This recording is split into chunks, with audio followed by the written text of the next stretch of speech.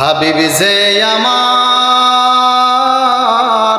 হৃদয়ের শান্তি, ভালোবাসলে পাব মোরা মুক্তি, মুক্তি ভালোবাসলে পাব মোরা মুক্তি।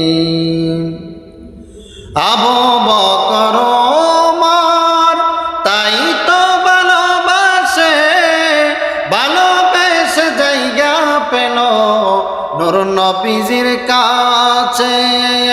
জান্নাতের টিকেট পাই তারা, জান্নাতের টিকেট পাই তারা, হয়ে গেল জান্নাতি।